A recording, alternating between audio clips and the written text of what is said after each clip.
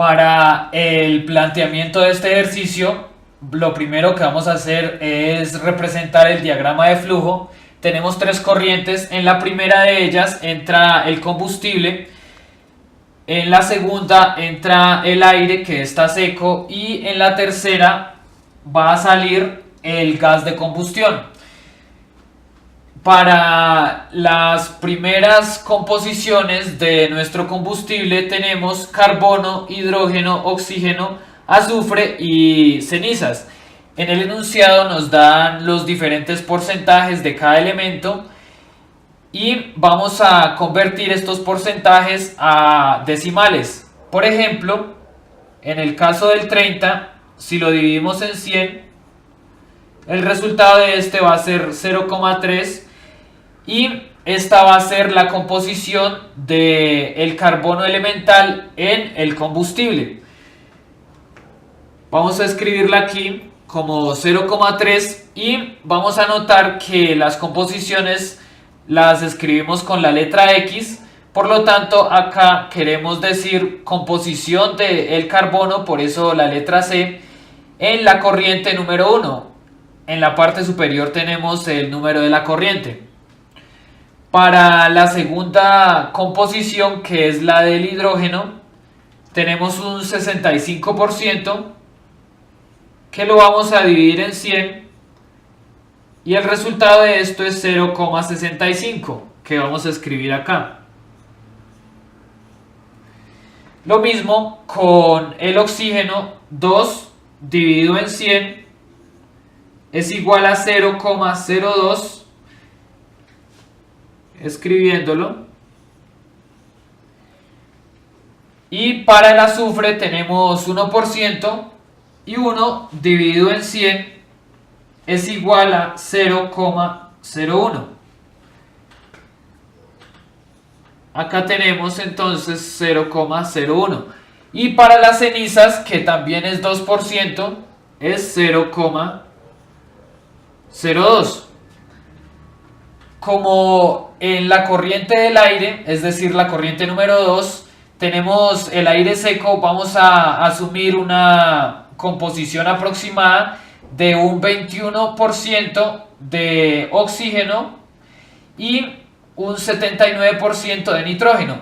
El aire tiene otros elementos que lo componen, pero estos elementos los vamos a despreciar porque su composición es muy pequeña.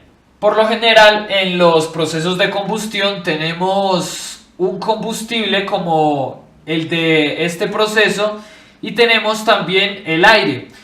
El objetivo de la combustión es poder oxidar cada uno de los elementos que componen el combustible, por ejemplo el carbono, el hidrógeno, el azufre, y una fuente muy importante de oxígeno es el aire.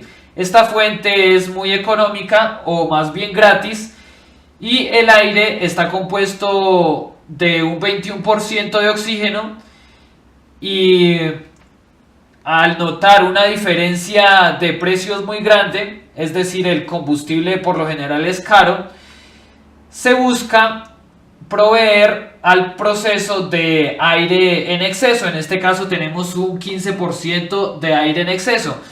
Esto es con el objetivo de que el combustible tenga la mayor conversión posible.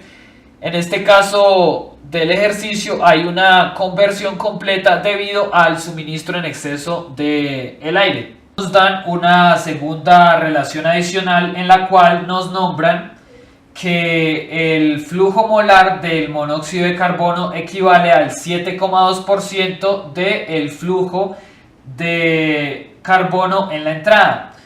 Por ello podemos escribir el 7,2 sobre 100 y esto es 0,072. Y si vamos a escribir ahora la relación adicional, nos nombran el flujo de monóxido de carbono en la salida, que lo representamos los flujos con la letra N, y esto es igual al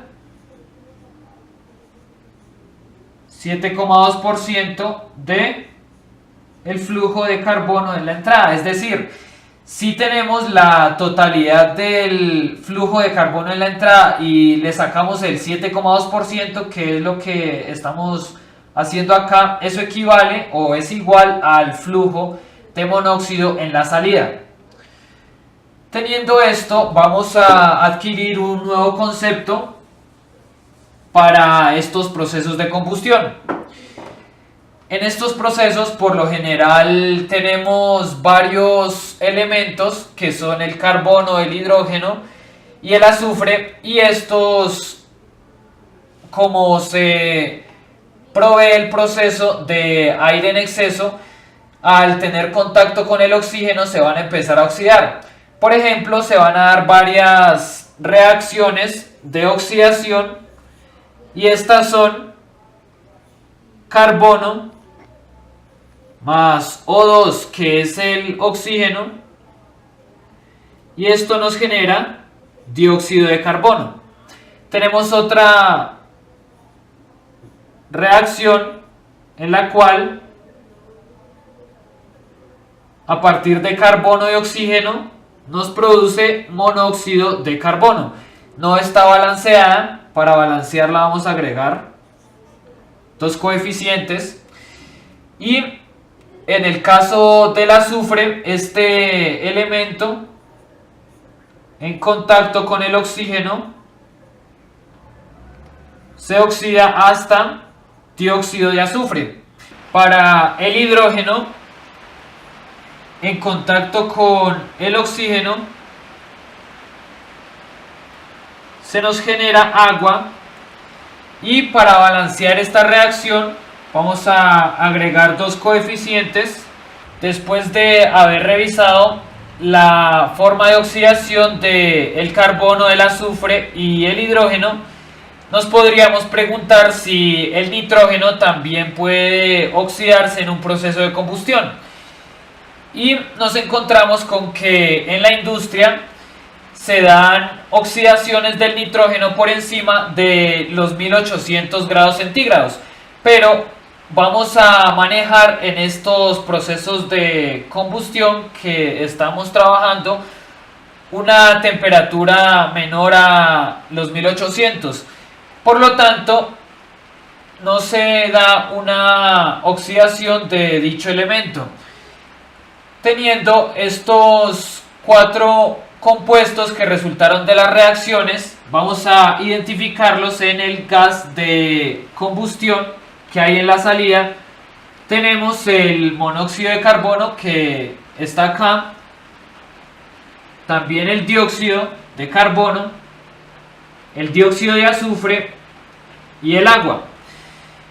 Para el caso del oxígeno y del nitrógeno, podemos notar que al proceso se provee aire en exceso y el combustible tiene una conversión completa en este proceso de combustión. Por lo tanto, cuando tenemos un reactivo en exceso, lo común sería que saliera